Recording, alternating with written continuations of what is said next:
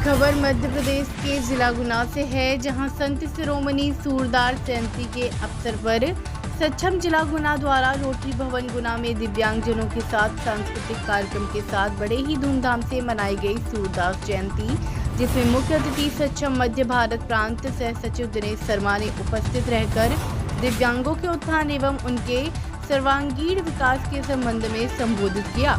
उन्होंने कहा कि संत सूरदास कवि जगत में सूर्य के समान है। उनके बारे में कहा भी जाता है कि सूर सूर सुलती शशि उड़गन केशवदास और कवि खदियोत समझते हैं करे प्रकाश। महाकवि सूरदास जी के बारे में कहा जाता है कि वे अपने जन्म से ही नेत्रहीन थे, बावजूद इसके उन्होंने भगवान श्री कृष्ण की ऐसी रचनाएं लिखी हैं जो सजीव चित्र जैसी प्रतीत होती हैं। साथ ही उन्होंने सक्षम द्वारा चलाई जा रही गतिविधियों की विस्तृत जानकारी दी। मध्य प्रदेश के जिला गुना से गोलू सेन की रिपोर्ट। शर्मा जी और हमारे बीच में सक्षम के अध्यक्ष श्री गोपाल सक्सेना जी को ईश्वर से आग्रह करूंगा पत्रकार वार्ता के माध्यम से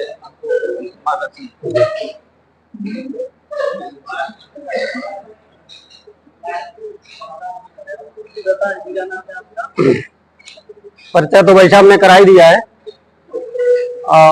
आपके माध्यम से मैं आज के दिन ये कहना चाहूंगा कि जो दिव्यांग हैं वो किसी भी रूप में कम नहीं है, उनके अंदर भी कुछ न कुछ विशेष गुण हैं। तो सक्षम तो यह काम कर ही रहा है दिव्यांग प्रतिभाओं को निखारने का, उनको संभालने का, पर समाज और मीडिया के बंधुओं से भी निवेदन करना चाहूंगा कि आप भी इसमें सहयोग करें। दिव्यांग भी समाज का हमारा एक अंग ही है, सक्षम ऐसा मानता है। बिना समाज के जब तक सारे अंग बराबर नहीं होंगे, एक जैसे नहीं होंगे, पुष्ट नहीं होंगे, तब तक समाज और राष्ट्र का उत्थान संभव नहीं है। दूसरे शब्दों में यदि हम कहें तो मान सकते हैं कि बिना दिव्यांग के राष्ट्र उत्थान संभव नहीं है। तो राष्ट्र उत्थान में दिव्यांगों की भी महत्वपूर्ण भूमिका है और दिव्यांग में उत्साह बना रहे, उनके लिए सरकार ने बहुत सारी योजनाएं प्रारंभ करी है। उन योजनाओं का लाभ दिव्यांगों को मिलता रहे, आपके माध्यम से उन योजनाओं का प्रचार प्रसार होता रहे। कौन सी योजनाएं दिव्यांगों के लिए चल रही है, हम तो जहां जाते हैं वो कहते ही हैं, पर आपके माध्यम से अगर प्रचार प्रसार होगा तो निश्चित रूप से और अधिक लाभ दिव्यांग को मिल सकेगा। सक्षम क्या है, सक्षम के बारे में लोगों को जानकारी है? सक्षम दिव्यांगों के सशस्त्रीकरण करने के लिए राष्ट्रीय संगठन है। सक्षम का पूरा नाम समदृष्टि क्षमता विकास एवं अनुसंधान मंडल है। इसका केंद्र नागपुर में है और इसकी स्थापना 20 जून 2008 को नागपुर में ही हुई है और 2008 से हम निरंतर भारतवर्ष के प्रत्येक राज्य में कार्य कर रहे हैं। आज लगभग पूरे भारतवर्ष में सक्षम की इकाइयां हैं।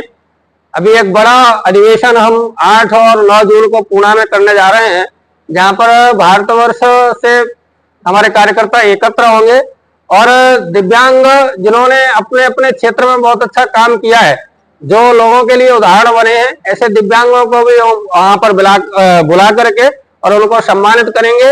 एक स्मारिका भी इस तारतम्य में हम वहां पर छप रही है, जिसमें दिव्यांगों के द्वारा जो उल्लेखनीय कार्य किए गए हैं उनका भी वर्णन आपको उस स्मारिका के माध्यम से पढ़ने को मिलेगा। गुना में भी आप सक्षम के द्वारा तो 2 केंद्र खुलने जा रहे हैं, तो उसकी थोड़ी सी जानकारी दीजिए। केंद्र तो एक ही खुलेगा। दूसरा हमारा कार्यक्रम है दिव्यांग अभिभावक मिलन। यह हमने प्रारंभ किया है, ग्वालियर में हमारा दिव्यांग अभिभावक मिलन चलता है। इसमें माह में एक बार हम दिव्यांग बंधु और दिव्यांग अभिभावक बंधुओं को एक साथ बैठ करके और उनकी जो समस्याएं हैं उनको सुनते हैं। महीने भर उन समस्याओं पर हम काम करते हैं और उन समस्याओं को हल करने का प्रयास करते हैं। अगले माह फिर से हम करते हैं, कुछ नए कार्यकर्ता हमारे साथ आते हैं, कुछ पुराने कार्यकर्ता रहते हैं। इस प्रकार से सक्षम दिव्यांगों के लिए समर्पित संगठन है और दिव्यांगों की सेवा के लिए अहर्निशम काम करता है।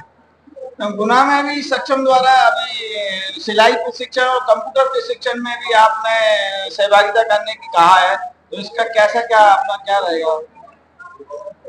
गुना में कंप्यूटर प्रशिक्षण केंद्र 3-3 महीने के जो कोर्स होते हैं, छोटे छोटे कोर्स, उनको हम निःशुल्क चलाएंगे। और सिलाई प्रशिक्षण केंद्र भी हमारे कार्यकर्ता यहाँ जो गुना की इकाई है उसके माध्यम से दिव्यांग जो हमारे बंधु हैं उनको प्रशिक्षण देंगे और सिलाई के माध्यम से उनको रोजगार से जोड़ने का प्रयास करेंगे। कंप्यूटर प्रशिक्षण के माध्यम से उनको रोजगार से जोड़ने का प्रयास करेंगे।